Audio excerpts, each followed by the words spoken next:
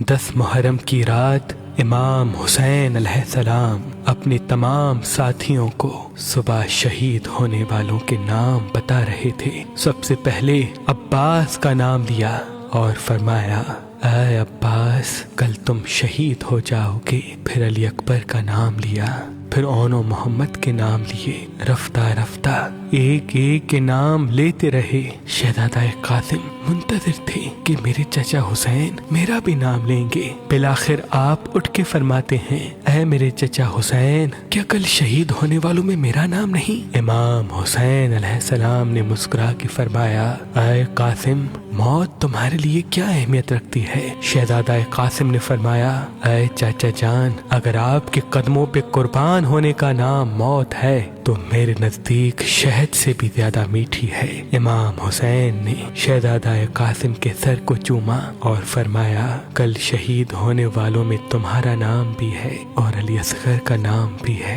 شہزادہ قاسم تڑپ اٹھے اور فرمانے لگے، اے میرے چچا، کیا یہ ظالم خیام کے اندر آ جائیں گے؟ امام حسین اپنی آنکھیں نم کر کے فرماتے ہیں، اے قاسم، میں خود فوج اشقیا کے پاس اصغر کو پانی پلانے کے لیے لے کے جاؤں گا اور وہاں یہ ظالم تیر مار کے شہید کریں گے۔ بس رات ڈھلتی ہے، 10 محرم کا سورج طلوع ہوتا ہے۔ ہر ایک شہید امام حسین کے قدموں پہ قربان ہو رہا تھا۔ بی بی ام فروا دیکھے کہ اس کا بیٹا قاسم اپنے سر پہ ہاتھ رکھ کے زور زور سے رو رہا ہے۔ بی بی ام فروا قریب گئی، اپنے بیٹے قاسم سے فرمایا، اے میرے شہزادے، رو کیوں رہے ہو؟ شہزادہ قاسم فرماتے ہیں، اے میری ماں، صبح سے لے کے اب تک جب بھی میں چچا حسین کے پاس جاتا ہوں کہ مجھے میدان میں جانے کی اجازت دیں، آپ فرماتے ہیں، قاسم ٹھہر جاؤ، رک جاؤ۔ اے میری ماں، آپ چچا حسین سے کہیں کہ مجھے میدان میں جانے کی اجازت دیں۔ بس جیسے ہی شہزادے نے یہ فرمایا،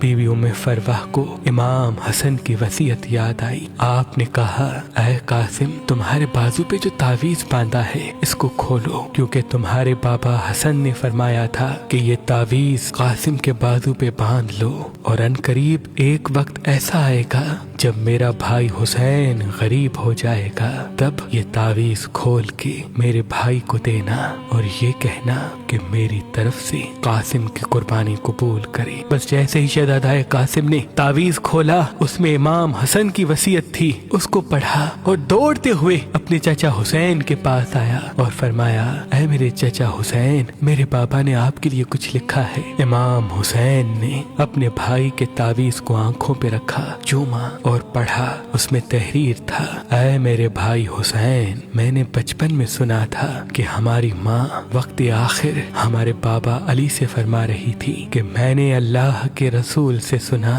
کہ ہمارا بچہ حسین 3 دن کا بھوکا پیاسا کر کے کربلا کے میدان میں شہید کیا جائے گا۔ اس وقت نہ اللہ کے رسول ہوں گے، نہ میں فاطمہ، نہ علی تم، نہ حسن ہوگا۔ میرا غریب حسین بے دردی سے قتل کیا جائے گا۔ تب سے میں دعا مانگتا تھا کہ اللہ مجھے بیٹا دے جو میں کربلا کے لیے رکھوں، تاکہ وہ میرے بھائی حسین کے قدموں پہ قربان ہو۔ اے حسین، آج قاسم کو میری طرف سے اپنے قدموں پہ قربان ہونے کی اجازت دو۔ امام حسین رو کے تعویذ کو چومتے ہیں اور شہزادہ قاسم کے سر کو چومتے ہیں اور فرماتے ہیں، اے قاسم، جا، اللہ کی راہ میں قربان ہو جا۔ پھر آپ فرماتے ہیں، اے میرے بچے، آج ذرا میں تجھے پہناؤں گا۔ تاریخ نے لکھا، ایک ایک ذرا امام حسین اپنے شہزادے قاسم کو پہناتے رہے، لیکن کوئی بھی ذرا شہزادہ قاسم کے جسم پہ پوری نہ اتری۔ بالآخر شہزادے نے فرمایا، اے میرے چچا، مجھے بغیر ذرا کے میدان میں بھیجیں، شاید اللہ کی مرضی یہ ہے۔ بس اللہ اکبر کہہ کے حسن کا لال میدان میں آیا۔ شیر کی طرح فرماتے ہیں، اے فوج اشقیا، میں علی کا پوتا ہوں، عباس کا بھتیجا، حسن کا بیٹا، اگر کوئی ہے تو میرے مد مقابلہ ہے۔ عمر بن سعد، شمر اور دوسرے بہادر زور زور سے ہنسنے لگے کہ یہ 13 سالہ بچہ ہمیں للکار رہا ہے۔ یزید کی فوج میں ازرق نام سے ایک بہادر تھا جو ہزاروں کے لشکر سے اکیلا لڑتا تھا۔ عمر بن سعد نے کہا، جا قاسم کا سر قلم کر کے آ۔ وہ ہنس کے کہتا ہے کہ اس بچے سے میرا क्या मुकाबला, इसके लिए तो मेरा बेटा ही काफी है। तारीख ने लिखा उसका बेटा गया, शहजादा कासिम ने एक ही वार में उसको फिन्नार कर दिया। वो हैरान होकर दूसरे बेटे को भेजता है, वो भी फिन्नार हुआ। तीसरा बेटा भी फिन्नार हुआ। जब उसके सारे बेटे मारे गए, वो अजरक मैदान में आता है और जैसे ही पहला वार करता है, शहजादा कासिम ने या अली कह के एक जर्ब मारी, वो जमीन पे गिर के तड़पने लगा। उमर बिन साद ने कहा ये अली का लाल है, जाओ सब मिलके हमला करो। बस एक 13 साल का बच्चा और हजारों की फौज ने मिलके हमला किया। कोई सामने से वार करता है, कोई पुष्ट से वार करता है, कोई दाएं तरफ से तीर मारता है, कोई नेज़े फेंकता है। बस एक गुर्ज शहजादे के सर पे लगा। शहजादा घोड़े की रीढ़ से जमीन पे आया और आवाज दी, चचा हुसैन मेरी मदद फरमाए।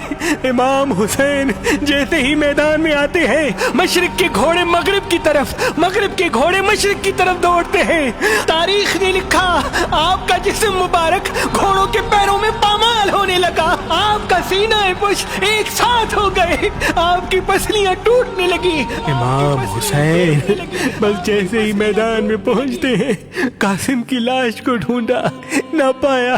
बस देखा कहीं कासिम का हाथ है तो कहीं कासिम के बाजू, कहीं कासिम के पैर है तो कहीं कासिम का सर। अपनी अबा में अपने भाई हसन की निशानी को चुनते हैं, बस जैसे एक बागबान फूल चुनता है, ऐसे इमाम हुसैन ने शहजादा कासिम की लाश को करबला की जमीन से चुना, गठड़ी बांधी और खैमों की तरफ बढ़ने लगे। और वहाँ बीबी उम्मे फरवा खैमे में मुंतजिर थी कि अनकरीब मेरे बेटे की लाश खैमे में आएगी। जैसे ही इमाम हुसैन आए, बीबी उम्मे फरवा ने पूछा, ऐ मेरे भाई मेरे बच्चे की लाश कहाँ है?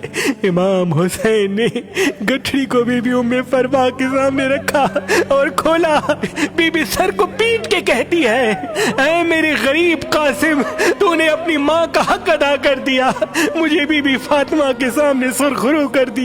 बस उस लाश के टुकड़ों को बीबी हाथ लगाती है और शहजादा कासिम के जिस्म पे जो कुर्ता पहना था उसको टुकड़ों से अलग करके अपने पास रखती है। इमाम हुसैन पूछते हैं, ऐ बीबी ये क्या कर रही हैं? बीबी उम्मे फरवा रो के कहती है, ऐ हुसैन अब जब मैं मदीने जाऊंगी तो हसन की कब्र पे ये कुर्ता रखूंगी और कहूंगी कि ऐ मेरे आका हसन, आपके लाल कासिम ने किस तरह से आपकी वसीयत पे अमल किया है। सलाम हो शहजादा कासिम पर, सलाम हो बीबी उम्मे फरवा पर, सलाम हो करबला के तमाम शहीदों पर।